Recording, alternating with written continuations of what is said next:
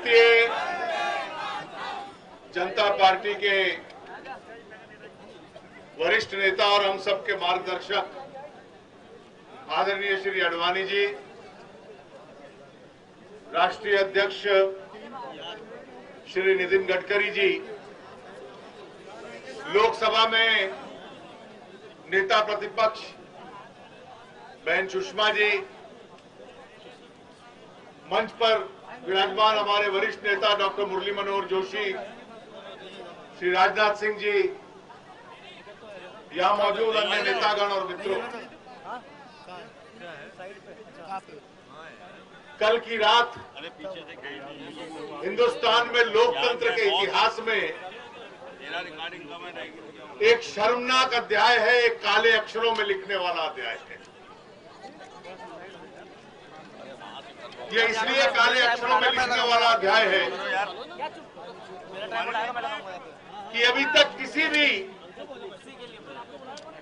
राजनीति पे चिंतन करने वाले व्यक्ति को यह समझ में नहीं आ रहा कि 11:30 बजे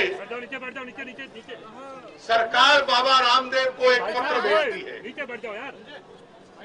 निश्चित रूप से जब 11:30 बजे बाबा रामदेव को पत्र मिलता है तो कुछ समय उनको चाहिए होगा उसके विचार विमर्श करने का और उसमें अपनी प्रतिक्रिया लेने का।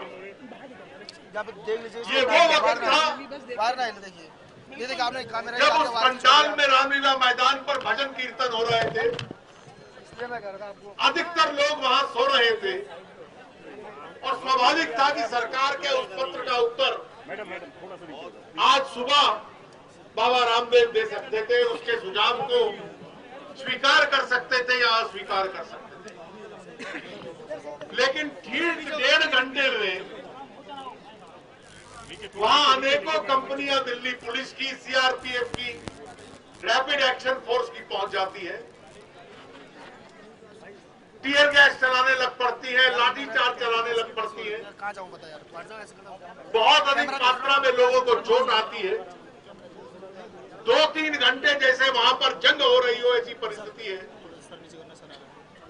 वहां पंडाल के एक हिस्से को आग लगा दी जाती है और बाबा रामदेव को वहां उठाकर एक स्थान पे ले जाया जाता है और दिल्ली से उनको बाहर निकाल दिया जाता है, जिसको कानून की भाषा में कहते हैं तरी पार कर दिया जाता है। ये तरी पार करना जो समाज में आपराधिक तत्व होते हैं, जिला प्रशासन उनके खिलाफ प्रयोग करता है। लेकिन ये पहली सरकार है यूपीए की जो एक धार्मिक नेता पर, राजनीतिक नेताओं पर इस कानून का प्रयोग कर रही है। सुषमा जी और मैं अनुराग ठाकुर के साथ जब जम्मू पहुंचे थे तो हम लोगों को भी जो आदेश दिया था वो यही था कि जम्मू कश्मीर की सीमा से आपको तड़ी पार कर दिया जाता है। आखिर कारण क्या है? आज से 4 दिन पहले जब बाबा दिल्ली आए तो इस मंत्री परिषद में सबसे वरिष्ठ मंत्री हैं श्री प्रणब मुखर्जी। उनके नेतृत्व में 4 वरिष्ठ मंत्री एयरपोर्ट को उनको स्वागत करने चले जाते हैं। हास्यास्पद मजाक होता है कि इतना बड़ा स्वागत तो सरकार ने जब बराक ओबामा आए थे अमेरिका के राष्ट्रपति, उनको भी नहीं दिया था कि 4 मंत्री उनके स्वागत के लिए चले जाएं। उनके स्वागत के लिए मंत्री जाते हैं, घंटों घंटे उनसे बातचीत करते हैं। अगले दिन केंद्रीय सरकार के कई मंत्री उनसे बातचीत करते हैं, पत्राचार करते हैं और जब तक उनको लगता था कि बाबा उनकी बातचीत में फंस जाएंगे तब तक वो उनकी प्रशंसा करते हैं और एकाएक उनको लगता है कि उनके इस जाल में बाबा नहीं फंसने वाले। और याद रखिए, जब बाबा उनसे बात कर रहे थे तो बाबा से पूर्व आंदोलन करने वाले श्री अन्ना हजारे बार बार टेलीविजन पर आकर कह रहे थे कि कि ये इतनी धूर्त सरकार है कि इसकी बातों में मत आना, ये केवल धोखा देना जानती है और कोई तरीका इस सरकार को नहीं पता।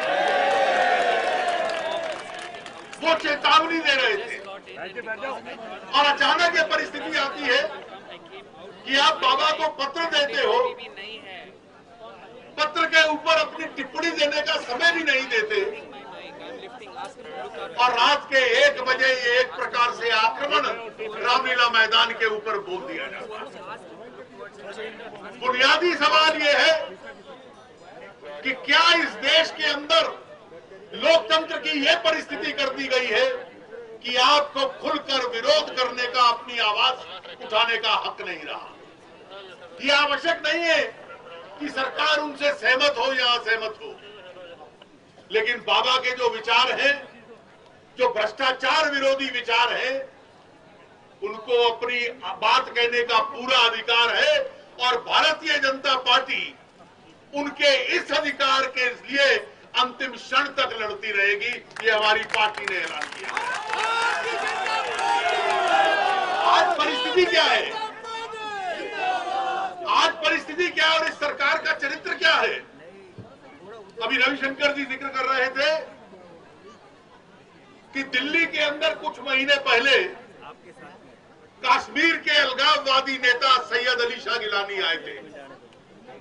केवल अकेले नहीं थे, देश का विभाजन करने वाले विभिन्न संगठनों की उन्होंने एक बैठक ली। इस देश को तोड़ने वाले कई नेता यहां पर आ गए। हम लोग चिल्ला चिल्ला कर अपने राष्ट्रवादी विचार रखते रहे कि इनको इस सभा करने से रोको। गृह मंत्री चिदंबरम साहब कह रहे थे, मेरे पास कोई अधिकार नहीं है अलगाववादियों को रोकने का, जिससे अपनी बात कहने से मैं उनको रोकूं। अलगाववादियों पे मुकदमा नहीं चला, लेकिन कुछ नौजवान साथी उनका विरोध करने गए थे, उनके ऊपर मुकदमा चल गया। ये वो सरकार है कि माओवाद का प्रचार करने वाला एक व्यक्ति जिसको छत्तीसगढ़ में सजा हो जाती है, अब केवल जमानत पर है, योजना आयोग की एक समिति में उसको सदस्य बना देते हैं।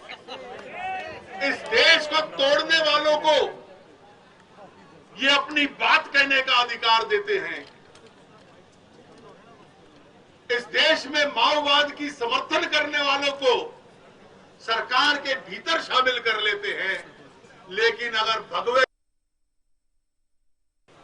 एक सन्यासी अपनी बात कहना चाहता है और वो भी भ्रष्टाचार के खिलाफ, तो इसको बात कहने का अधिकार नहीं है।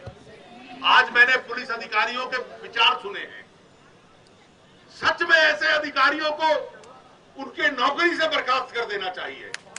वो एक कारण दे रहे थे कि हमने इसलिए ये हमला रामलीला मैदान पे किया कि हमें पूर्व सूचना मिली थी कि रामलीला मैदान के ऊपर बाबा रामदेव की जान को खतरा है, किसी और से खतरा नहीं है।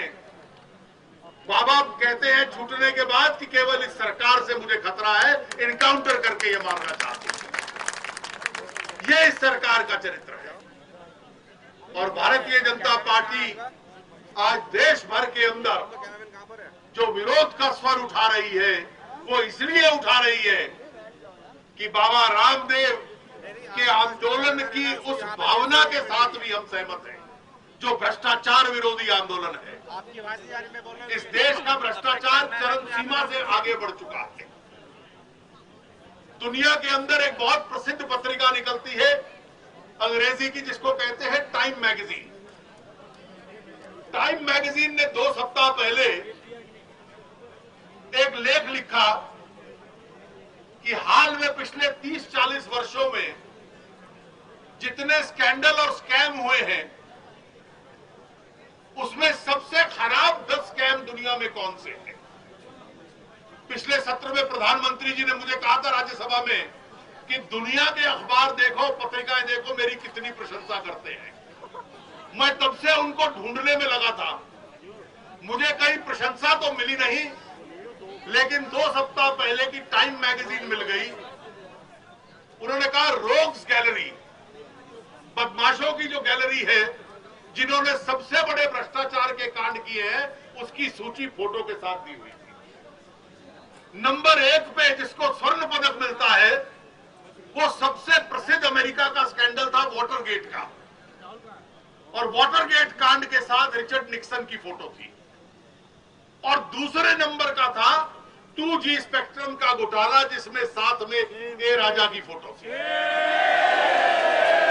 इस सरकार का यह योगदान है कि पूरी दुनिया इनके भ्रष्टाचार के संबंध में यह मानती है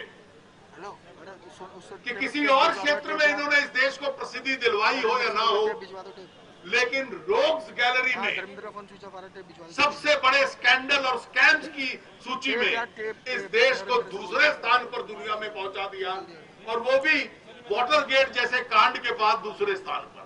ये इस सरकार का चरित्र है।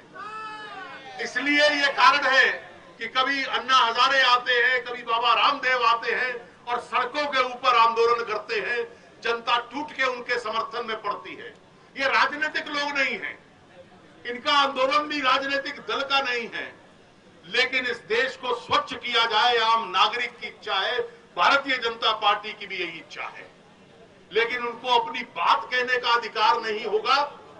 ये पहली बार इस देश के अंदर हम लोगों ने देखा है, और इसीलिए भारतीय जनता पार्टी इस विरोध को आरंभ कर रही है पूरे देश के अंदर, बाबा रामदेव और उनके साथियों को उस स्वर को दिलाने के लिए जो कल रात 1 बजे रामलीला मैदान में उनसे छीन लिया गया। आप सब इतनी बड़ी संख्या में यहाँ आए हो, आप सबका बहुत बहुत धन्यवाद।